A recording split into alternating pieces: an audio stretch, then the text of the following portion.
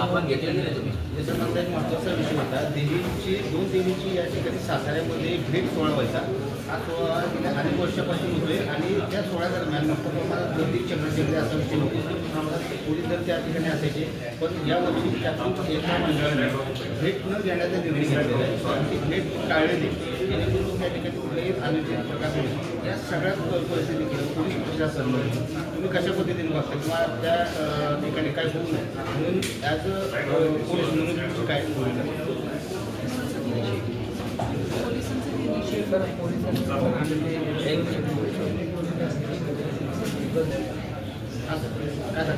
नमस्कार.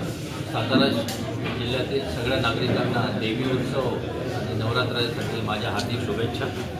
सातारा जिल्ह्यामध्ये एकूण 2400च्या जवळपास मोठा दुर्गा आणि मंडळ देवीची स्थापना झालेली आहे. पूर्ण 9 दिवसांचा सोहळा हा शांततेत आणि सुरक्षित वातावरणात राहील यासाठी SP सातारा आणि त्यांच्या पूर्ण चमूने तयारी केलेली आहे.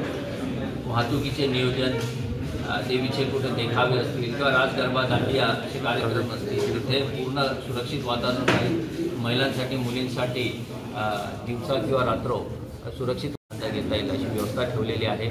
काही ठिकाणी परंपरागत रूट्स आहेत किंवा देखावे आहेत किंवा भेटीचे सोहळे होतात, तिथे गर्दी, ढकलाढुकली किंवा चेंगराचेंगरी होणार नाही यासाठी जिल्हा पोलीस दलांनी लक्ष ठेवलेलं आहे. तिथे गर्दी न होता इतर मोकळ्या जागी असे सोहळे पार पडतील यासाठी सुद्धा त्यांनी समन्वय ठेवून प्रोॲक्टिव्ह पोलिसिंगचं काम केलेलं आहे. सातारा पोलीस दलाने मागचे गणपती आणि ईद ए मिलाद या सणामध्ये चांगल्या प्रकारे कारवाई केली, सुरक्षिततेची उपाययोजना केली. त्यामुळे हा सर्व उत्सव सोहळा मागच्या काळामध्ये शांततेत पार पडला.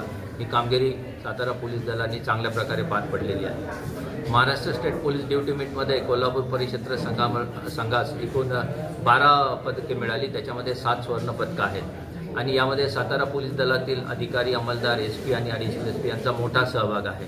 त्याबद्दल आम्ही त्या सगळ्यांचं अभिनंदन केलेलं आहे आणि त्यांना बक्षीस देण्यात आलेलं आहे. याशिवाय नागरिकांना भेडसावणारे विविध प्रश्न आहेत. वाहतुकीचे अतिक्रमण आहेत, अवैध धंद्यांवरची कारवाई आहे. यामध्ये सातारा पोलीस दलाची योग्य त्या सूचना देण्यात आलेल्या आहेत आणि त्याच्यामध्ये जे कुचराई करतील किंवा काम करत नाहीत असं आढळून येतील तर त्याचे वेगवेगळे इनपुट्स घेऊन त्यांच्यावरही शिस्तभंगाची कारवाई नक्कीच करण्यात येईल.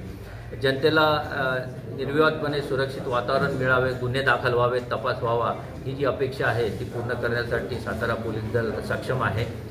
त्यानंतर नागरिकांना मुद्देमाल परत करावायचा असतो. कोर्टाच्या आदेशानुसार किंवा इतर प्रकारे कायद्यात ज्या तरतुदी आहेत त्याचा वापर करून दर महिन्याला मुद्देमाल आपण वापस करत असतो. गहाळ झालेले किंवा चोरलेले मोबाईल परत करण्यामध्ये सातारा पोलीस दलात वेस्टर्न झोनमध्ये प्रथम क्रमांक प्राप्त झालेला आहे. तर ही कामगिरी यापुढे आणखी चांगल्या प्रकारे राहील याची मला आशा आहे. येणारा सण आणि उत्सव आणि त्याच्यानंतर येणाऱ्या स्थानिक स्वराज्य संस्थेच्या निवडणुका यांचीसुद्धा आता तयारी सुरू झालेली आहे. या सगळ्यांचा आढावा घेऊन एक चांगला पोलिसिंग देण्याचा प्रयत्न करतो. जय हिंद.